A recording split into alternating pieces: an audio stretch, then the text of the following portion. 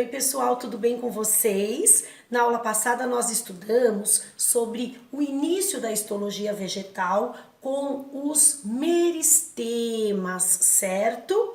Agora nós vamos estudar os tecidos adultos ou permanentes, começando pelos de revestimento, a parte de epiderme e suber.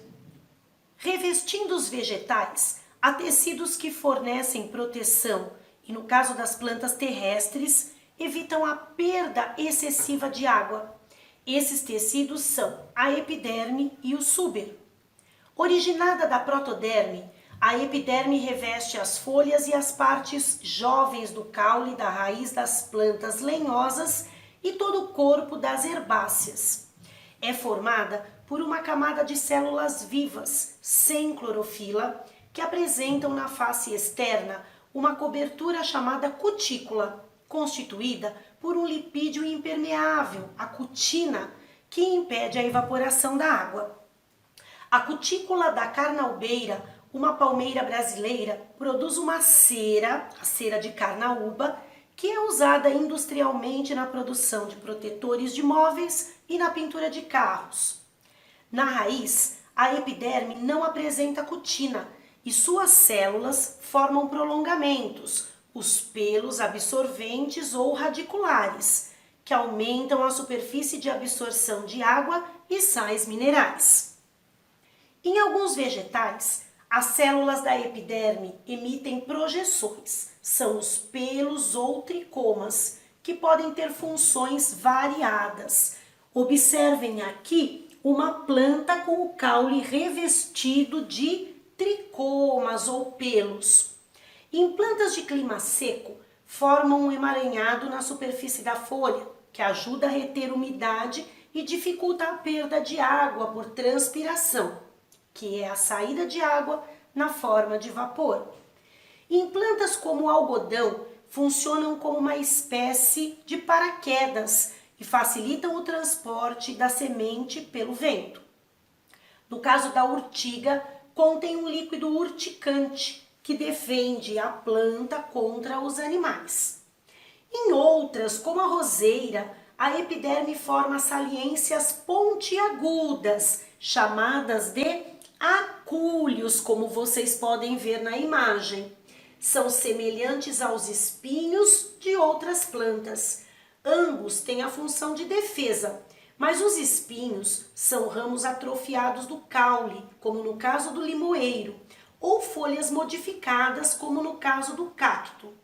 E os acúlios são formações da superfície da planta, são facilmente destacáveis. Quando pegamos uma rosa, por exemplo, observamos que os acúlios que estão presos ali ao ramo, você consegue destacar com facilidade. Ao passo que no limoeiro, você não consegue destacar um espinho com facilidade. Ele está grudado ali porque a sua estrutura vem lá de dentro.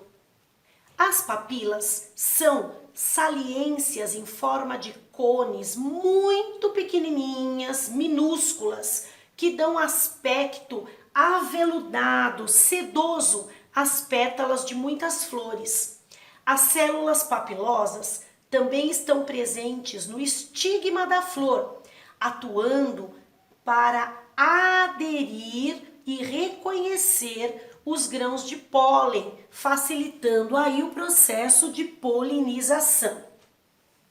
No caule e na raiz das plantas lenhosas, há outro tipo de tecido protetor, o suber, resultado da atividade do felogênio. Ele aparece nas partes mais antigas do vegetal, substituindo regiões antes protegidas pela epiderme, sendo formado por várias camadas de células mortas e ocas, reduzidas apenas a uma parede bem reforçada por um lipídio permeável, chamado suberina. À medida que o suber se acumula, as camadas mais externas racham e se desprendem do caule.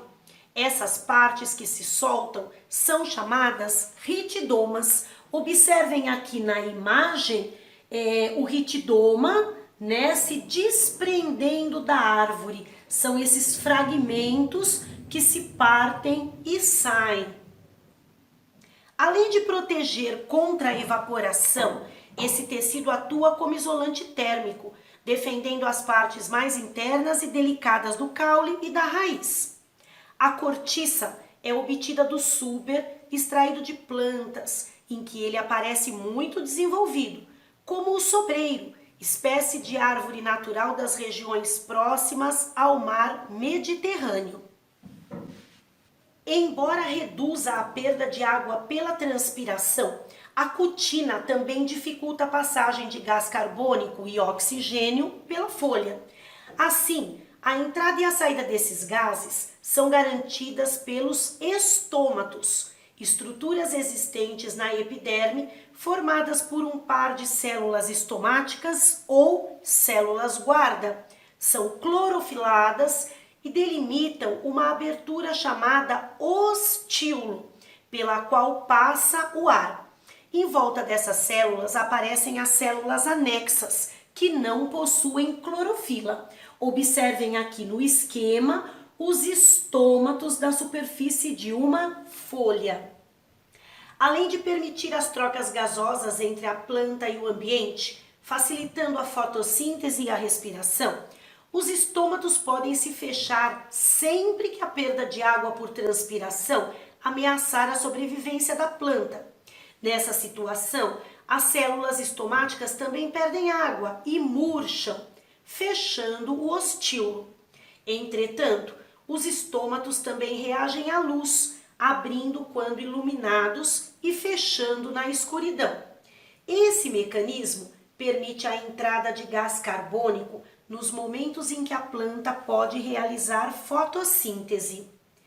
Do mesmo modo que a epiderme, o suber é impermeável e apresenta estruturas de arejamento, que são as lenticelas, formadas por grupos de células arredondadas com espaços intercelulares, pelos quais o oxigênio passa para os tecidos internos da planta.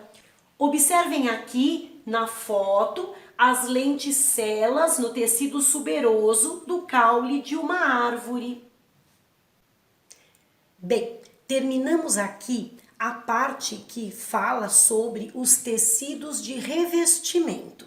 Quero que vocês peguem o LIP, que vocês leiam o texto na íntegra. Se for o caso, assistam a aula novamente, vejam os detalhes e anotem as dúvidas para que a gente possa tirar pelas aulas ao vivo ou até mesmo pelo Skype, onde vocês conseguem tirar as dúvidas de vocês, né? Onde vocês conseguem um contato rápido comigo, caso precisem de alguma coisa nesse sentido, ok, pessoal? Tchau, até mais!